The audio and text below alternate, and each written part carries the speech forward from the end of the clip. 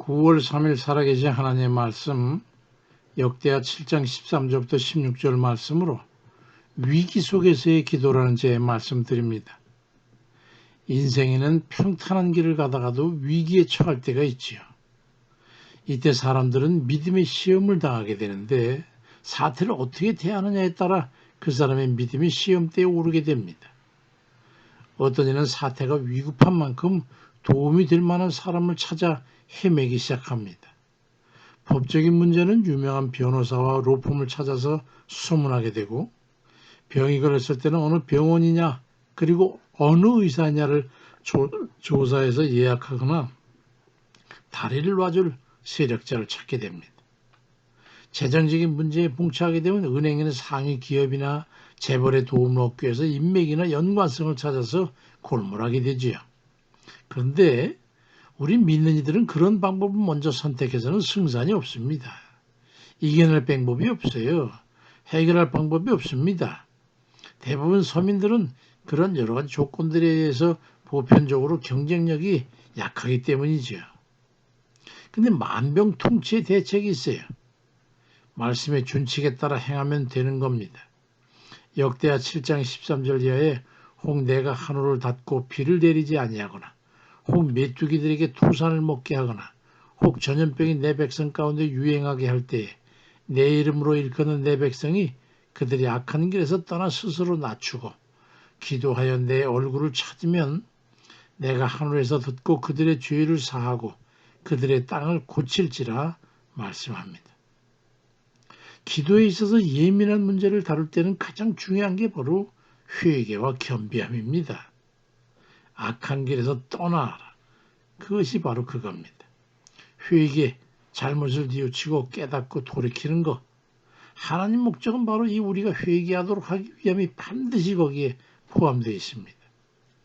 요한계시록 2장 5절에도 그러므로 어디서 떨어졌는지 생각하고 회개하여 처음 행위를 가지라. 만일 그래하지 아니하고 회개하지 아니하면 내가 네게 가서 내 촛대를 그 자리에서 옮기리라고 말씀하고 네가 이 문제가 왜 발생하게 되는지 깨닫고 회개하고 본래 초심으로 돌아가지 아니하면 너는 본시 없었던 존재처럼 파괴될 거라는 그런 말씀이에요. 그러니까 거의 대부분 문제의 발달은 우리의 범죄에 기인하고 있는 것이죠. 그러니까 회개하고 돌이키지 아니하면 회복시킬 수가 없는 겁니다. 그리고 이어지는 유지의 단계가 바로 겸비함입니다. 회개를 유지하는, 계속 유지하는, 회개를 돌이킨 후에 삶을 조심하는 겁니다. 언행과 마음의 자세, 재범하지 않도록 결심하고 유의하는 것, 이런 회개한 마음의 지속과 변화를 통해 선한 목적으로의 복귀가 바로 그것입니다. 그리고 반드시 회개와 겸비의 상태를 가지고 기도해야 합니다. 누가복음 17장 3절에 너희는 스스로 조심하라. 만일 네 형제가 죄를 범하거든 경고하고 회개하거든 용서하라. 이 원리입니다. 회개한 심령은 주 하나님께서 용서해 주십니다.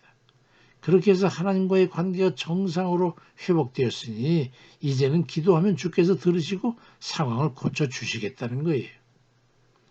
느헤미야 1장 9절에도 만일 내게로 돌아와 내 계명을 지켜 행하면 너희 쫓긴 자가 하늘 끝에 있을지라도 내가 거기서부터 그들을 모아 내 이름을 두려고 택한 곳에 돌아오게 하리라고 말씀합니다. 이것이 바로 겸비하는 자의 기도의 능력인 겁니다. 역대하 7장 15절에도 이제 이곳에서 하는 기도에 내가 눈을 들고 귀를 기울이겠다고 그러니 회개하고 겸비하니 바로 이겁니다. 이제는 그 기도를 듣고 이루겠다는 말씀이에요.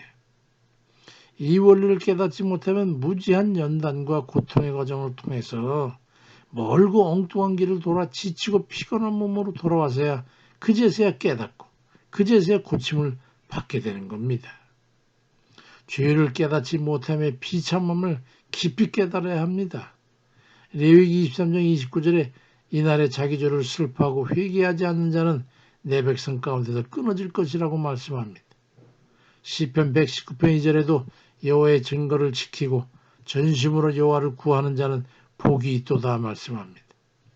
자신의 심령이 하나님 뜻에 부합되고 어긋남이 없는가를 항상 돌아보고 겸비하는 정결한 심령들이 돼가지고 기도의 응답으로 평안과 담대한 삶을 살아가는 그런 이들 다 되시길 주의 이름으로 축원드립니다. 아멘입니다.